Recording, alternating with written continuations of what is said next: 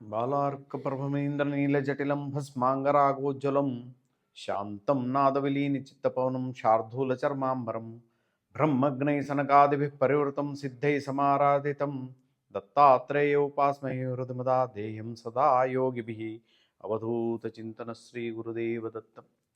आज का विषय ऐसा है, सब लोग जप करता है, माला करता है, ध्यान करता है, मगर कैसा करने का वो तरीका कई लोगों को पता नहीं है। मेरे गुरुजी जो सिखाया है, मेरे को जितना ज्ञान है, मैं थोड़ा में बता रहा हूँ। माला जो है, गुरु दीक्षा जो लिया है, वो माला ऐसा पकड़ना चाहिए। वो माला ऐसा पकड़ेगा तो ठीक रहता है, माला करने में आसान रहता है। माला ऐसा घुमाना चाहिए, जो मंत्र है वो मंत्र पूरे होने के बाद वो मणि का एक धक्का लगाने का, ऐसा माला करेगा तो आपको अच्छा रहता है। और दूसरी बात, माला पूरा होते ही, पूरा होने आया है तो उसको पूरा होने के बाद उसको उल्टा करने का, फिर माला करने का। और तीसरी बात, ये छाती पे रख के माला करने का, और वो माला को दूसरा कोई देखना नहीं चाहिए, उसको ढक के ऐसा कुछ कोई भी कपड़ा, अगर नहीं तो गोमुखी बोलता है, उसके अंदर डाल करके वो माला करने का। और तीसरी बात, शाम का टाइम ऐसा रख के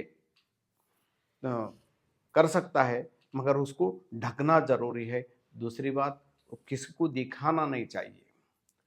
और एक बात, जो जपता है वो माला गले में डालना नहीं है, वो गले में डालता है उसको जप में लेना ही नहीं है। ये माला का तरीका है। और घूमते फिरते करने का कभी नहीं, नामस्मरण करते रहने का, मगर माला घूमते करना नहीं चाहिए। दूसरी बात, ये ज्ञान इतना आसान नहीं है, भक्ति इतना आसान नहीं है। और कड़वा और मीठा, वो बहुत कड़वा लगता है और तीखा भी लगता है। शुरुआत में भक्ति का ज्ञान इतना आसान नहीं मिलता है। जैसा जैसा हम लोग भक्ति करते जाएगा, वो मिठास आम का रस जैसा लगता है, वो अच्छा लगने लगता है। और ध्यान को बैठता है तो ध्यान क्या होता है, साधना क्या होता है। ये साधना ऐसा है, हर दिन एक ही समय एक ही जगह पे बैठ के करता है, उसको साधना बोलता है। एक दिन इधर बैठा, एक दिन दूसरे जगह पे बैठा, तीसरा दिन और बैठा, ऐसा नहीं होना चाहिए। एक ही जगह होना चाहिए और एक आसन होना चाहिए और एक समय होना चाहिए। मानो समय कैसा, सुबह 6 बजे बैठता है तो हर दिन 6 बजे बैठने का। वो दिन बदलना नहीं चाहिए, वो समय बदलना नहीं चाहिए। कभी 7 बजे बैठा, कभी 12 बजे बैठा, वो नहीं, वो साधना नहीं है। नित्य कर्म करता है, कर रहा है, मगर साधना करना है तो एक जगह होना चाहिए, एक आसन होना चाहिए। जो आसन आप डालते हैं उसके ऊपर खाना नहीं खाना चाहिए। भोजन जो करता है वो कभी वो आसन पर, साधना को बैठता है वो आसन पर भोजन नहीं करना चाहिए, वो साधना के लिए अलग। और दूसरी बात, जो माला करता है वो एक ही माला सब लोग नहीं करने का। वो व्यक्ति एक ही माला चलता है, सब लोग वो माला से नहीं करना चाहिए। दूसरा व्यक्ति माला उसको यूज नहीं कर सकता है। और ध्यान ऐसा है, साधना बोले तो एक जगह पे बैठ के ध्यान करता है। ध्यान कैसा, आंख बंद करके आप बैठेंगे तो विचार दूसरा करते रहेंगे, वो ध्यान नहीं होता है। एक चित्त होना बहुत मुश्किल है, वो एक चित्त लाना ही एक साधना है। और जैसा नामस्मरण चलना है, सोहम ब्रह्म सुनिर्णयम हितकरम, सोहम, इसको सोहम बोलता है। श्वास लेता है छोड़ता है, उसको सोहम। उसमें जैसा घड़ियाल में टिक टिक टिक बोलता है, वैसा अपना साधना में वो बीजाक्षर को सोहम में लगाएगा तो जल्दी आपको ध्यान अवस्था और दूसरा कुछ भी प्राप्त करना है तो उसको कर सकता है। दूसरा, मांग के ध्यान में बैठेगा उसको फल नहीं मिलता है, मांगने का जरूर नहीं। वो सदगुरु है सब कुछ दे सकता है, वो मांगने को खड़ा रहेंगे तो बाहर भीख मांगने वाले को अपने को कोई फर्क नहीं रहता है। ये ऐसा है, सब लोग मोक्ष गति, अभी गंगा में स्नान कर दिए मोक्ष मिलता है, गलत है। गंगा में स्नान करने से मोक्ष मिलता है तो सभी स्वर्ग के अंदर जगह ही नहीं रहता था, सबको मोक्ष मिलता है, सभी गंगा स्नान करता है। नहीं, एक भक्त ने जाकर के गंगा माता को पूछा कि सभी पाप आप ले लेते हैं, ऐसा बोला है। हाँ सही है, मैं सबका पाप ले लेता हूं। तो वो पाप को रख के क्या करोगे आप? तब गंगा माता बोला, मैं रखता नहीं है, मैं दे देता हूं। किसको? समुद्र राज को भेज देता हूं। जाके समुद्र राज को पूछता है, हे राजन, आप सबका दरिद्रता पीड़ा सब तुम लेते हो? हाँ लेता हूं। आप क्या करोगे? मैं नहीं रखता हूं, मैं भी दे देता हूं। किसको देता है? मैं, जो धूप गिरेगा तो पानी गर्म होते हैं, उसका ऊपर का जो आता है वो बादल हो करके हो जाता है, वो बादल को भेज देता हूं। तो उन्होंने जाके उसको पूछता है, बादल को, कि आपने क्या करता है वो पाप को रख करके? मैं नहीं रखता हूं, उसी का घर के सामने गिराता हूं।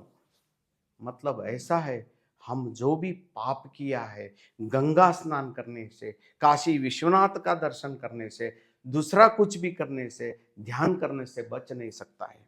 जो पाप किया है उसका उधार जैसा समझो, वो उधार का चुकाना ही पड़ता है हिसाब।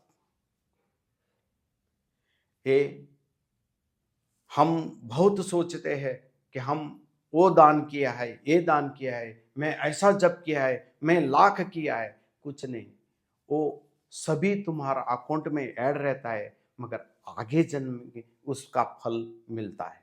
जो अभी भोग रहा है, मैं बहुत सेवा करता हूँ मगर पीड़ा नहीं होता है, मेरे को दरिद्रता नहीं जाता है, मैं को बीमार रहता हूँ, वो पिछले जन्म का है, वो भोगना ही पड़ता है, उसको हिसाब देना ही पड़ता है। अभी जो किया है आगे जन्म में, जैसा आप इस बार खेती में बोया है तो आगे साल खाता है, वो पिछले साल का डाला हुआ पका है अभी खाता है। ऐसा ये जन्म का ये रहता है, हिसाब देना ही पड़ता है। जो भी पाप कर्म पुण्य किया है वो, अगर सुखी कौन है?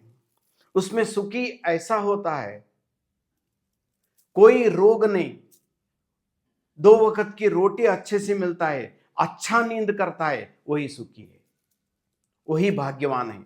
कोई निरोगी रहता है, कोई रोग नहीं, कोई दोष नहीं, कोई चिंता नहीं, अच्छे से नींद करता है, वही भाग्यवान है, वही पुण्यवान है, वो पिछले जन्म का पुण्य लेके आता है।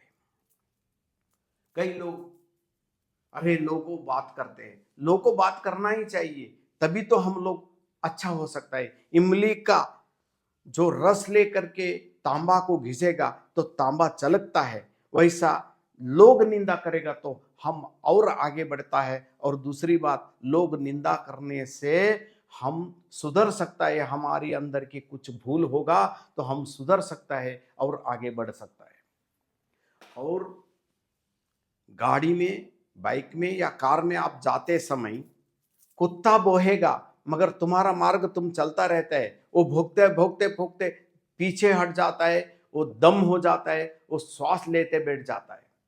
वैसा बोलने वाला को कुत्ता समझ के छोड़ देने का, अपनी मार्ग जो कर रहे हैं, कर्म कर रहे हैं, साधना कर रहे हैं, वो साधना का पीछे लगने का। लोगों को क्या देखना है, क्या करना है, उसको देखते जाएगा तो हम आगे बढ़ नहीं सकता है, हम जहाँ के वहाँ ही रह सकता है। एक ऐसा व्यक्ति था, एक गांव में, पति पत्नी 2 बच्चे, इतना कंजूस कि पत्नी को एक साड़ी तक नहीं, वो साड़ी को फट गया तो सिलेगा, वही पहनेगा, और सबको भरपूर भोजन भी नहीं देता था।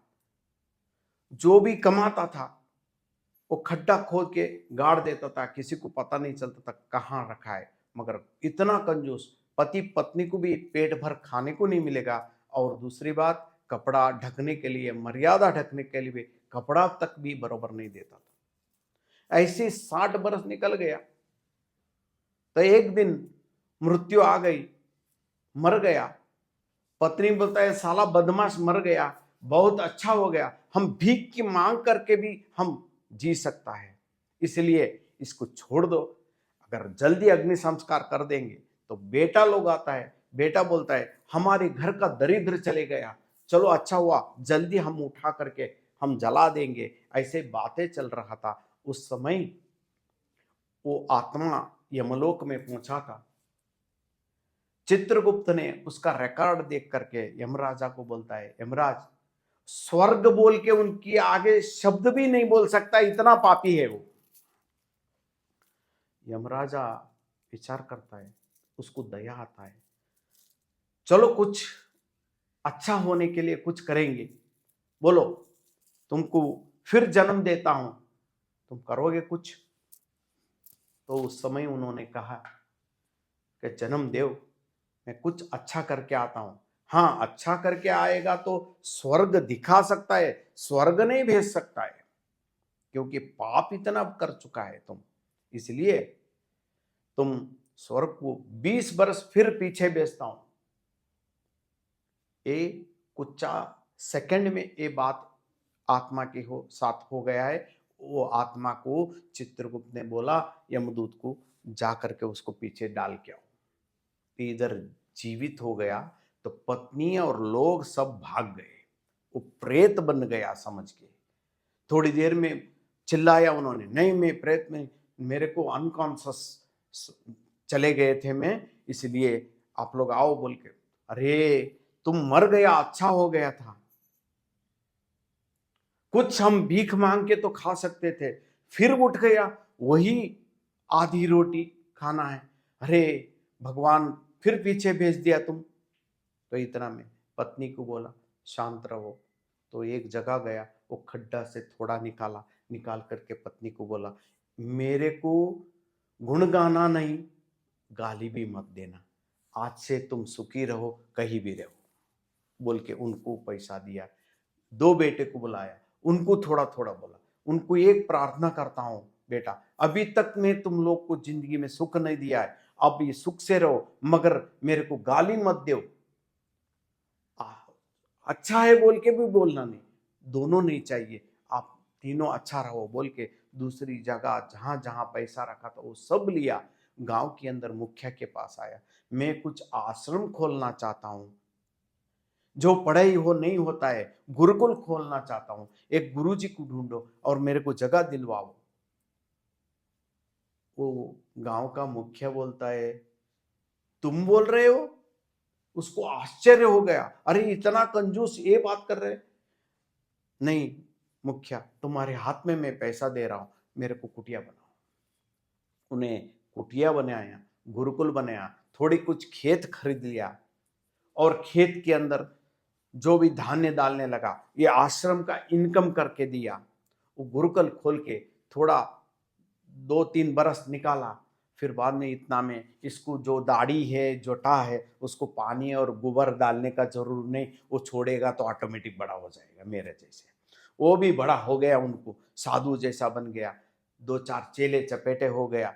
उन्होंने इस गांव छोड़ के दूसरा गांव गया, उधर एक आश्रम बनाया, उधर कुटिया बनाया, ऐसा तीसरा बनाया, चौथा बनाया, ऐसा बनाते बनाते गया। और 4-5 बरस बाकी था, उन्होंने गिनती करता था 20 बरस का टाइम है मेरे पास, अभी 4-5 बरस बना, मैं साधना करना अभी बोल करके एक जंगल में गया, एक सरोवर देखा, बहुत सुंदर और रमणीय था। वो तालाब के अंदर किनारे सब शिष्य बहुत हो गए थे, उधर आश्रम बनाया, बहुत सुंदर जे पेड़ पौधा वगैरह लगा करके सुंदर।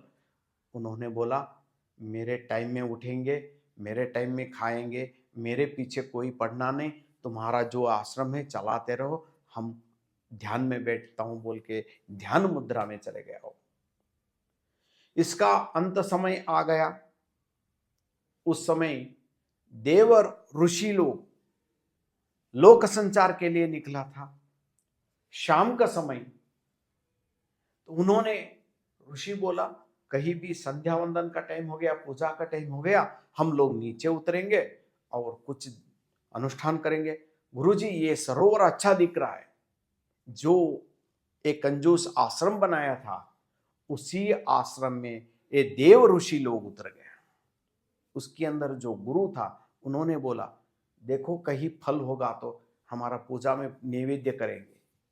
पूरा आश्रम में घूमेगा तो एक फल भी नहीं मिलता है, मगर गुरुजी स्नान करते आते समय इतना बड़ा आम, बहुत बड़ा आम एक ही एक लगा था। अरे क्यों नहीं, एक फल है इधर।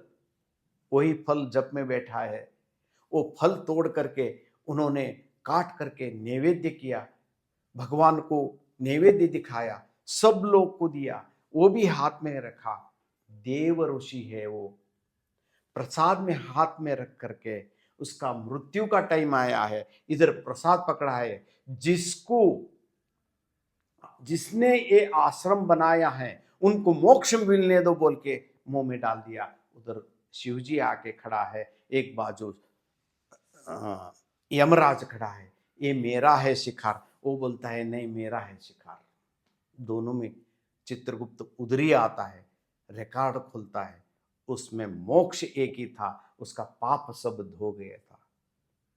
क्यों एक कथा बोला है, हम जो भी करता है अच्छा से मन से करेगा तो मोक्ष का मार्ग मिलता है। मोक्ष इतना आसान नहीं है और बहुत आसान भी है, इतना आसान भी नहीं है, इतना आसान भी है। उसका मार्ग में चलेगा तो हम इच्छा रख के जो भी करेंगे वो अपने हाथ में मिलने वाला नहीं है।